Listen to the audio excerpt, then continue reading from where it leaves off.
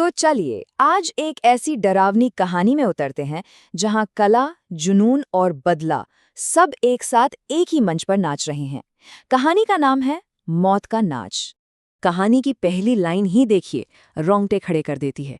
मतलब मंच तो तैयार है, पर आज उस पर कोई कलाकार नहीं बल्कि खुद मौत नाचने वाली है। तो चलिए देखते हैं कि ये खौफनाक नाच कैसे शुरू होता है। कहानी की हीरोइन है तारा। वो एक कमाल की डांसर है और उसका बस एक ही सपना है कि आने वाले प्ले में उसे सीता का लीड रोल मिल जाए। लेकिन ये सपना पूरा करना इतना आसान नहीं है क्योंकि उस पर प्रेशर बहुत ज्यादा है। देखिए, थिएटर की दुनिया बाहर से जितनी ग्लैमरस दिखती है ना, अंदर से उतनी ही मुश्किल होती है। और तारा का सबसे बड़ा कंपटीशन है पॉलीमा से। पॉलीमा न सिर्फ एक अच्छी डांसर है बल्कि डायरेक्टर थापा की फेवरेट भी है। तो जाहिर है तारा के लिए मुश्किलें तो होनी ही थी। एक तरफ तो करियर का प्रेशर और दूसरी तरफ घर का। तारा के पापा ने उसे सीधा सीधा अल्टीमेटम दे दिया है। ये उसका आखिरी चांस है, या तो रोल हासिल करो या फिर अपने सारे सपनों को भूलकर शादी कर लो। अब जैसे जैसे तारा की टेंशन बढ़ रही थी, उसके आसपास कुछ अजीब होना शुरू हो जाता है। एक अनजाना साया, एक ऐसी मौजूदगी जो दिखती तो नहीं पर महसूस जरूर होती है।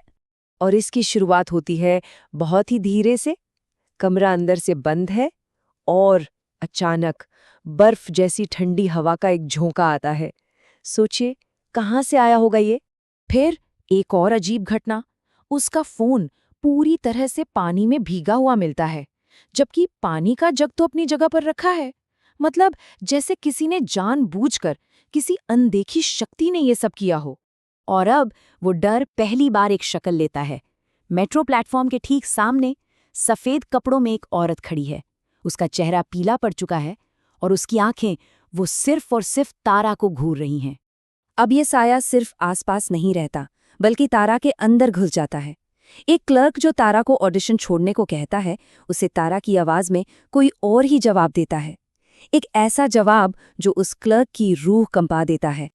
तो अब मुकाबला सिर्फ दो कलाकारों के बीच का नहीं रहा, अब ये जिंदगी और मौत का खेल बन चुका है। ड्रेसिंग रूम में पॉलीमा अपना असली रंग दिखाती है।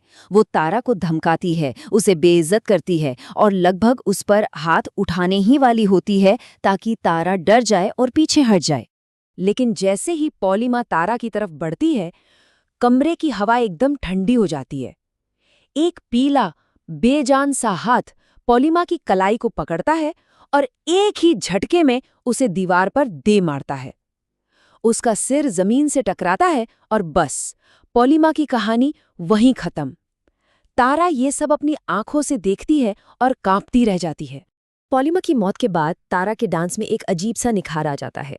वो इतना अच्छा नाचती है जितना उसने पहले कभी नहीं नाचा था। लेकिन डायरेक्टर थापा को ये सब देखकर कुछ गड़बड़ लगती है। उसे तारा के अंदर एक जानी पहचानी अंधेरी ताकत का एहसास होता है। थापा तारा से सवाल जवाब करता है, पर जो जवाब मिलता है वो तारा की आवाज में नहीं होता। वो आवाज और वो शब्द सुनते ही थापा के पैरों तले जमीन खिसक जाती है। उसे 7 साल पुराना एक राज याद आ जाता है। वो समझ जाता है कि ये आत्मा, ये तो चंदा है। तो आखिर 7 साल पहले हुआ क्या था? अब चंदा की आत्मा तारा को अपनी मौत का वो पूरा सच दिखाने वाली है। एक एक पल, एक एक जख्म। चंदा की कहानी भी तारा जैसी ही थी, सपनों से भरी हुई। उसे शो के इन्वेस्टर जेम्स से प्यार हो गया। लेकिन जब चंदा ने जेम्स को बताया कि वो प्रेग्नेंट है, तो जेम्स डर गया। उसे अपनी इज्जत की, अपने नाम की चिंता होने लगी। और इसी डर ने उसे एक कातिल बना दिया।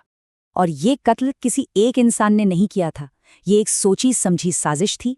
क्लर्क ने उसके सिर पर रॉड से मारा, उसे सीढ़ियों से घसीटा गया और आखिर में जेम्स की पत्नी मिया ने उसे पानी की बाल्टी में तब तक डुबोए रखा जब तक उसकी और उसके अजन्मे बच्चे की सांसें बंद नहीं हो गई।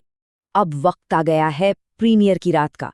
आज मंच पर तारा है, लेकिन नाच सिर्फ वो नहीं कर रही।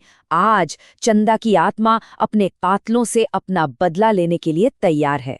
स्टेज पर तारा नाच रही है, एक ऐसा डांस जिसमें खूबसूरती भी है और दर्द भी।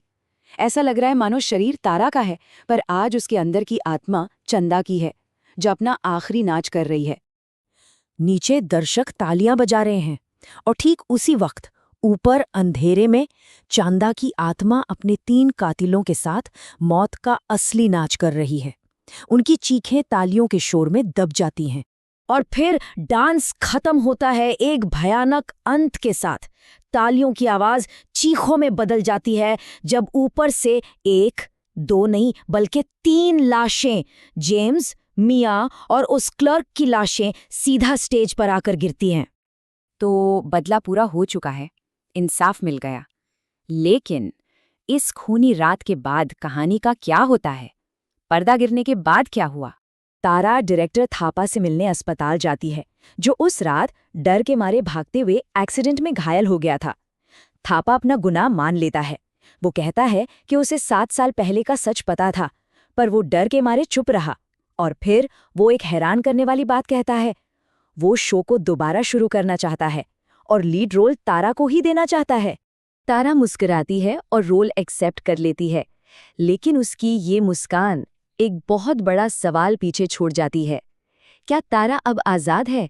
क्या ये उसके सपनों की जीत है? या फिर चंदा की आत्मा ने बस बदला लेने के बाद हमेशा के लिए तारा के शरीर को ही अपना नया मंच बना लिया है? पर्दा तो गिर गया, पर क्या खेल वाकई खत्म हुआ है?